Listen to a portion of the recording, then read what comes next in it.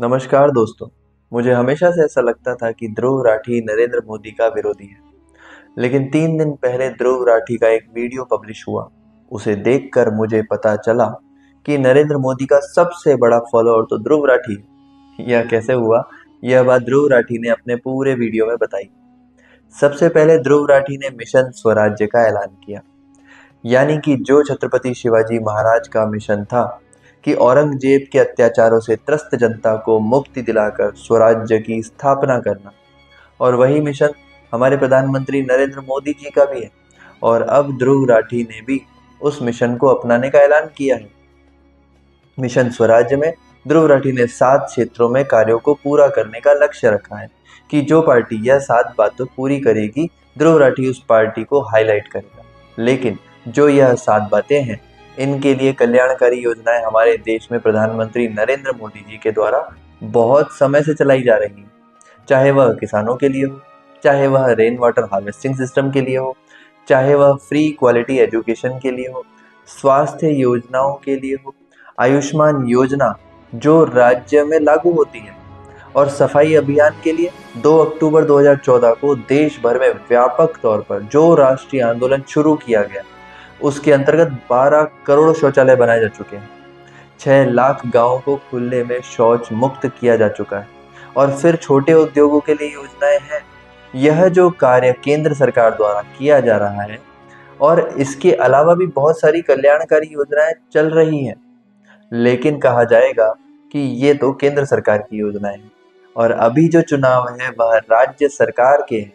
तो केंद्र सरकार की योजनाएं बताने का क्या मतलब है? केंद्र सरकार की योजनाएं इसीलिए बताई जा रही हैं, इससे 3 बातों का पता चलता है। पहला, किसी भी पार्टी का विचार या नियत या उद्देश्य क्या होगा। दूसरा, इससे आप ये पता लगा सकते हो कि पार्टी के नेतृत्व के पास वो सोच या विजन भी है कि नहीं। तीसरा, उसके एग्जीक्यूशन के लिए ब्यूरोक्रेट्स को चलाने का एक्सपीरियंस भी है या नहीं। और वहीं लोग स्टेट का लीडर तय करते हैं, तो उसमें भी यही गुण देखेंगे। जैसा विचार वैसा लीडर, और जैसा लीडर वैसा पार्टी स्ट्रक्चर होगा। महाराष्ट्र में अभी गठबंधन की पार्टियां हैं, तो सबसे पहले तो यदि किसी भी पार्टी को कोई भी अपना मैनिफेस्टो पूरा करना होता है, तो फुल मेजोरिटी में सरकार होनी चाहिए। नहीं तो लंगड़ी सरकार लंगड़ी मैनिफेस्टो पूरे कर पाती है। इसलिए महाराष्ट्र की जनता से यह निवेदन है कि सबसे पहले तो किसी भी पार्टी को अगर आप चुन रहे हैं, तो उसको पूर्ण बहुमत से चुनिए। लेकिन विषय ये आता है कि आप किसको चुनेंगे, तो इसके लिए एक तुलनात्मक अध्ययन हम कर सकते हैं। विचारों का, 2 पार्टियों का, 2 स्टेट्स के द्वारा।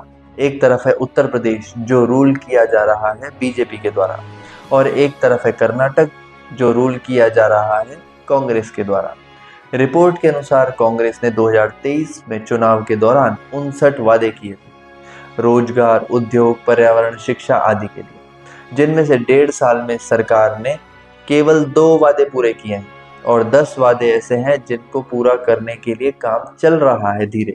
और अब तक 47 वादों पर कोई काम शुरू नहीं हुआ है। रिपोर्ट में कहा गया है कि गरीबी रेखा से नीचे आने वाले छात्रों की फीस माफ करने की दिशा में भी कोई काम नहीं हुआ है। सरकारी स्कूल और कॉलेजों में शिक्षकों और कर्मचारियों की नियुक्ति की प्रक्रिया भी लंबित है। खनन माफिया पर लगाम लगाने में सरकार अब तक विफल रही है।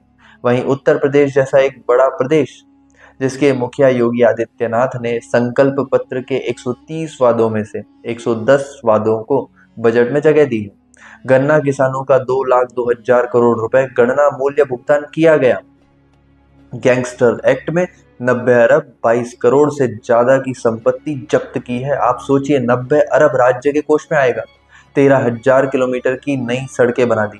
पीएम किसान सम्मान निधि में 2.60 करोड़ किसानों को 52,190 करोड़ रुपए हस्तांतरित किए गए हैं। बाढ़ से बचाव के लिए 266 परियोजनाएं पूर्ण की हैं।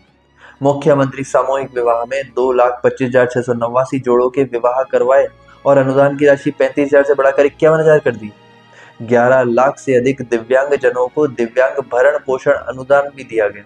पीएम आवास योजना में 17,62,000 आवास का निर्माण करवाया, और विश्वकर्मा श्रम सम्मान योजना में 1,73,386 लोगों का प्रशिक्षण भी हुआ। पीएम स्वनिधि योजना में रेडी पटरी लगाने वाले 33,132 स्ट्रीट वेंडर्स को 1190 करोड़ का ऋण दिया गया। ये लिस्ट बहुत लंबी है, लेकिन यह सब कब संभव हो पाया? जब नीयत साफ और लक्ष्य स्पष्ट हो। तो अब देखना यह है कि महाराष्ट्र की जनता ध्रुव राठी के कॉपी किए हुए और हवा में बनाए हुए स्वराज्य को मानती है, या उन्हें वोट करेगी जो छत्रपति शिवाजी महाराज के सिद्धांतों को जमीनी स्तर पर पूरा करने के लिए अपना सब कुछ छोड़कर भारत को आगे ले जाने के लिए काम कर रहे हैं। यह मेरा एक छोटा सा प्रयास था।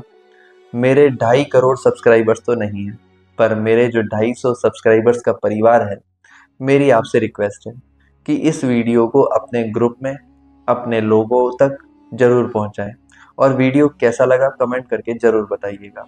मिलते हैं अगले वीडियो में। जय हिंद, जय भारत।